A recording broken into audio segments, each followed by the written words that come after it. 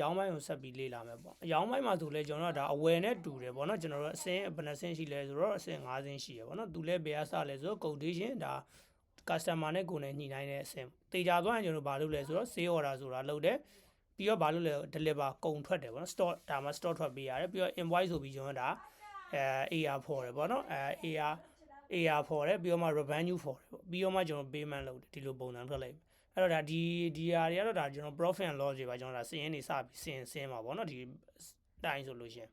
ဟုတ်ပြီကျွန်တော်ဘယ်တဲ့ကိုသွားမလဲဆိုတော့စေရက်ထဲကိုသွားလိုက်မယ်ပြီးတော့မှကျွန်တော် new ခေါ်လိုက်မယ်ဒါပေါ်တော့ customer ဒီ customer နေရာမှာကိုရောင်းမဲ့သူပေါ့နော်ဒါပေါ်တော့ HL လေးလာ HL လေးလာနော်ကျွန်တော် create ဆိုတာလေးနေလိုက်မယ်ပြီးတော့မှကျွန်တော်ရှေ့မှာရှိတဲ့ကျွန်တော်ဒီမှာရှိတဲ့ဒါပေါ်တော့ JK ring ပေါ့နော် JK ring ကိုကျွန်တော်ရောင်းမယ်အဲ့တော့ကျွန်တော်ကိုရောင်းဖို့အတွက် suggest လုပ်တာကတော့ဒါပေါ့နော်ဒီ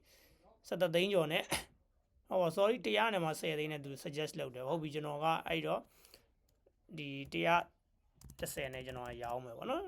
်နောက်ကအစုံအတွက်တွေကျွန်တော်မထည့်တော့ဒီလိုပုံစံထွက်လိုက်မယ်အဲ့တော့ရေဦးခဏလေးစေထားလိုက်မယ်နော်စေထားလိုက်မယ်ဒီအဆင့်ကဘာလဲဆိုတာ quotation အဆင့်ပေါ့နော်ဒီ sale ရထဲမှာကြည့်လိုက်ဘာလဲဆိုတော့ quotation ဆိုတဲ့အဆင့်တေးကြရင်ကျွန်တော်ဘာလုပ်မလဲဆိုတော့ confirm order ဆိုတဲ့ခလုတ်လေးကိုနှိပ်လိုက်မယ်ဒါဆိုဒုတိယအဆင့် sale order ဆိုတာရောက်လာလိမ့်မယ်အဲ့တော့ဟုတ်ပြီကျွန်တော်ကဘာလုပ်မလဲဆိုတော့ဒီမှာနော် print out လုပ်ချင် durability ဆိုတဲ့ဟာလေးကိုကျွန်တော်ဒါနှိပ်လိုက်မယ်ဒါဆိုရင်ဒါကျွန်တော်ဒါဒီသူ့ရဲ့အထက်မှာဘာပေါ့နော်ရွှေနိုးစားတွေရွှေရဲ့အလေးချိန်တွေထားပါတော့အထက်ချိန်တွေအရောချိန်တွေဒီမှာလာပြီးတော့ဒါပေါင်းပြီးထွက်လိုက်မယ်နော်ရွှေဈေးရောပေါ့နော်ဒီလိုပုံစံထွက်လိုက်မယ်ဟုတ်ပြီအဲ့တော့ကျွန်တော်ဘာလုပ်မလဲဆိုတော့ကျွန်တော် deliver ထွက်ပေးရမယ်ကုန်ပို့မယ်ဆိုတော့နော် validate ဆိုတာလေးနှိပ်လိုက်မယ်ပြီးတော့ဒီကဏ္ဍလေးကိုပဲတွားနှိပ်မယ်ပြီးတော့ဘာလုပ်မလဲဆိုတော့ invoice ဖွင့်မယ် create draft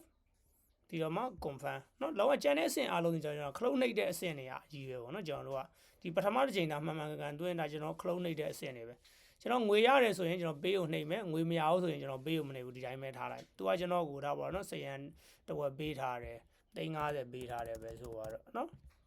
350 create payment ဒီတိုင်းလေးပဲထားလိုက်ပဲအဲ့တော့ partial လို့ပေါ်နေလိမ့်မယ်เนาะ partial လို့ပေါ်နေလိမ့်မယ်ဒီရရန်ရှိစင်းတွေကကျွန်တော်ဘယ်မှာကြည့်လို့ရလဲဆိုတော့ဒါကျွန်တော်ဒီ account လေးတွေကreporting တွေကဒါက H receiver ထဲမှာကြည့်လို့ရတယ်เนาะဒီမှာဆိုရင်လှစီရကျွန်တော်60ရဖို့ရန်ကြံသေးတယ်ဒီလိုပုံစံထွက်လိုက်မယ်ပေါ့နော်ဟုတ်ပြီကျွန်တော်ဘယ်တဲ့ကိုသွားမလဲဆိုတော့ဈေးထဲမှာပဲเนาะပြီးတော့မှဒီလိုပုံစံဟုတ်ပြီကျွန်တော်ကထပ်ပြီးတော့ရောင်းကြည့်မယ်ထားပါတော့ရွှေရောင်းမယ်ပဲဆိုပါတော့เนาะလှကိုပဲထားပါတော့ကျွန်တော်က AC Academy ပေါ့เนาะ Academy ဘယ်လောက်သားရောင်းမလဲဆိုတော့ဒါက5ချက်သားရောင်းမယ်เนาะ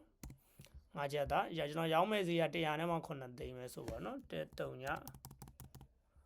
9သိန်းโอเค5ချက်သားဆိုတာပါเนาะ930နဲ့မှ9သိန်းပေါ့အဲ့တော့မသေးကြရင်ဒီတိုင်းလေးပဲစိတ်ထားလိုက်မယ်ဒီနေရာမှာကျွန်တော်ဒါဈေးနှုန်းတွေပါချိန်လို့ရတယ်เนาะ quantity တွေပါချိန်လို့ရတယ် confirm order လုပ်ပြီးတော့ကျွန်တော်မချိန်တော့ဘူးပေါ့เนาะအဲ့တော့တေချာသွားပြီဆိုကျွန်တော် confirm ဆိုတဲ့ခလုတ်လေးနှိပ်လိုက်မယ်ပြီးတော့ဒီကနေကျွန်တော်ဘာထုတ်မလဲဆိုတော့ဒီကရွှေရောင်းတာမလို့ gold ဆိုတဲ့ဟာလေးကိုထုတ်မယ်เนาะဒါလုံးဝရွှေရောင်းတာပေါ့အထည်မဟုတ်ဘူးเนาะကျွန်တော်ပြောချင်တာဒါဆိုရင် Academy ရွှေ5ချက်သားเนาะဒီဈေးနဲ့ဒီလိုပုံစံထွက်လိုက်မယ်เนาะဒါကဘောင်ချဒီဇိုင်းလေးပေါ့ဟုတ်ပြီအဲ့တော့ကျွန်တော်ကရောင်းပြီဆိုတော့ကျွန်တော်ဘာလုပ်မလဲကုန်ပို့မယ်เนาะကုန်ပို့မယ်ဆိုရင်ကျွန်တော်နေမယ်ဒီ delivery ဆိုတဲ့ကားပုံလေးကိုနှိပ်လိုက်ရအောင်เนาะ deliver ဆိုတာနှိပ်လိုက်မယ် validate PND SO 32ဆိုတဲ့ဒီကဏ္ဍလေးကိုတွားနှိပ်လိုက်မယ်ပြီးတော့ကျွန်တော်ဘာလုပ်မလဲဆိုတော့ create invoice เนาะ invoice ဖွင့်မယ် create draft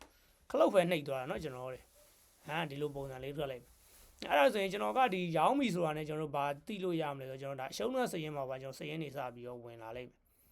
်ဒါတော့ကျွန်တော် reporting က profit and loss เนาะ profit and loss မှာကျွန်တော်ဒါရှုံးလားမလားကျွန်တော်ဒီမှာဆိုကြည့်လို့ရတယ်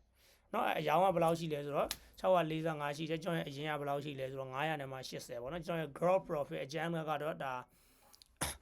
60နဲ့မှ9သိန်းပေါ့เนาะခုနကကျွန်တော် discount ရထားတယ်เนาะ discount receipt က9သိန်းရထားတယ်အဲကြောင့် net profit ကဒါ380ဒီလိုပုံစံမျိုးလေးတွေကျွန်တော်ဒါကြည့်လို့ရတယ်ပေါ့ဒါကတော့ဒါကျွန်တော်အရှုံးနဲ့စရင်နဲ့သက်ဆိုင်နေဟာအရောင်းနဲ့သက်ဆိုင်နေအဲ့လိုပဲကျွန်တော်တို့ရောင်းလိုက်ပြီဆိုတော့ကျွန်တော်ဘာထွက်မလဲဆိုတော့ inventory တွေကနေ store တွေညော့သွားရမယ်เนาะအဲ့တော့ inventory